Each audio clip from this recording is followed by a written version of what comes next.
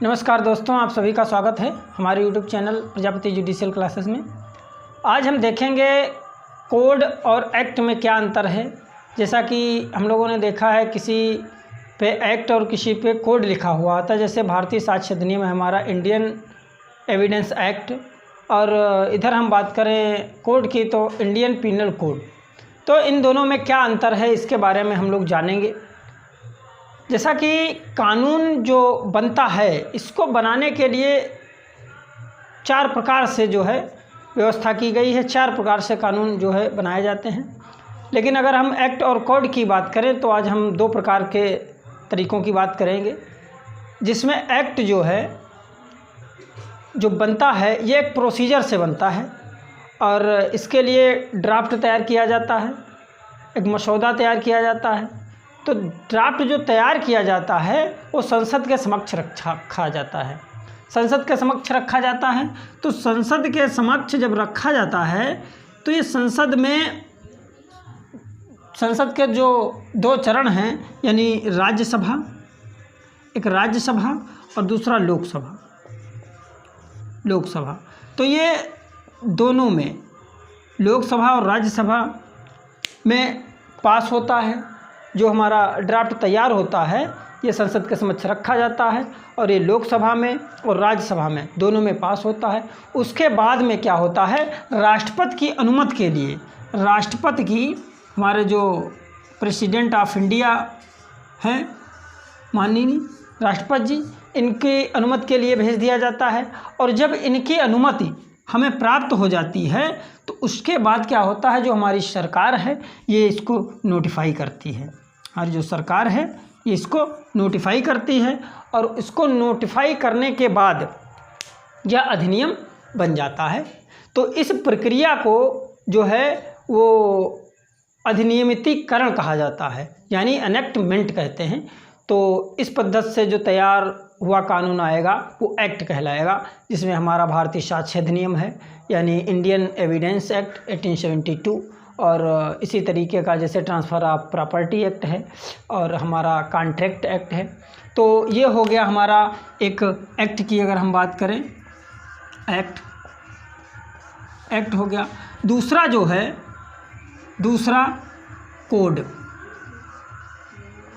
Code. तो किसी भी जो किताबें हैं हमारी, जैसे इंडियन पीनल कोड है या क्रिमिनल प्रोसीजर कोड है, ठीक है, तो इनमें कोड लिखा हुआ होता है। तो कोड और एक्ट में क्या अंतर है, तो कोड जब समाज में पहले से ही कोई कानून लागू होता है और चल रहा होता है तो उस प्रक्रिया, जैसे इससे पहले की अगर हम बात करें तो हिंदुओं के लिए एक अलग कानून था, पारसी जो होते थे, यहूदी होते थे, इनके लिए अलग अलग कानून की व्यवस्थाएं थी, अलग अलग पर्सनल लॉ थे। और सबसे पहला जो लॉ कमीशन बनाया गया ये 1834 में बनाया गया, यानी 1834 में बनाया गया, 1834 में बनाया गया। और इसके जो चेयरपर्सन थे वो लॉर्ड मैकाले को बनाया गया। तो लॉर्ड मैकाले को जब बनाया गया तो इन्होंने क्या किया, जो समाज में कानून पहले से चल रहे थे इनको संहिताकरण किया, इकट्ठा किया। तो जो चेयरपर्सन थे इसके बनाए गए थे वो लॉर्ड मैकाले बनाए गए थे,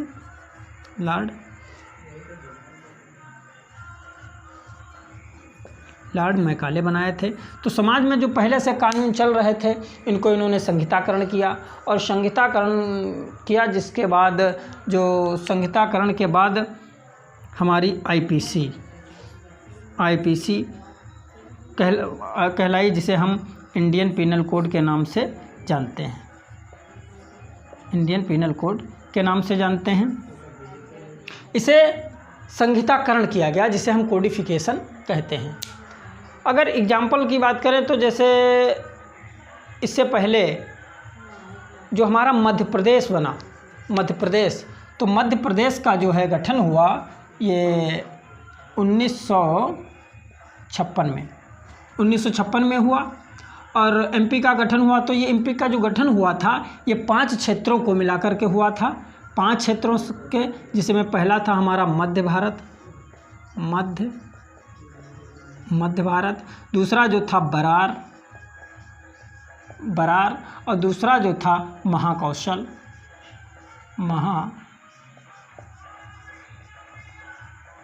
महाकौशल और तुम्हारा सिरोंज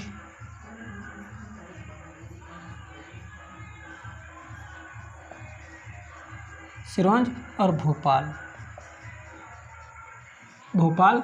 तो ये जो है मध्य भारत, बरार, महाकौशल, सिरोंज और भोपाल, 5 क्षेत्रों को मिलाकर के हमारा जो मध्य प्रदेश बनाया गया। तो यहाँ का जो पहले इनका लोकल जो लैंड रेवेन्यू था, इनका सबका अपना अलग अलग था, पर्सनल लैंड रेवेन्यू इनका बना हुआ था।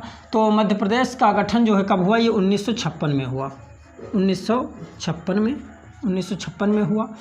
और जब इनका पहले से ही अपना लैंड रेवेन्यू था, जब इसको मिला करके पांचों को हमारा मध्य प्रदेश बना, तो जब मध्य प्रदेश बना तो लैंड रेवेन्यू था इसको लेकर के कि अब कौन सा इसमें लैंड रेवेन्यू लागू किया जाए, तो ये सब दिक्कतें आई। तो क्या हुआ, इनके जो पर्सनल अपने अपने लैंड रेवेन्यू थे, इनको एक में संहिताकरण किया गया, यानी कोडिफिकेशन किया गया, और इनको सबको जो महत्वपूर्ण चीज़ें थी तो सब में से निकाल के महत्वपूर्ण चीज़ों को निकाल के इकट्ठा किया और इसको संहिताकरण किया।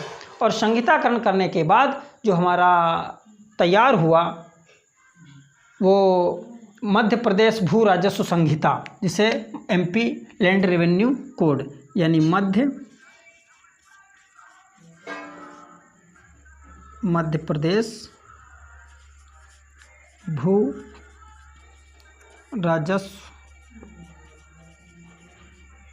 भू राजस्व संहिता बनी।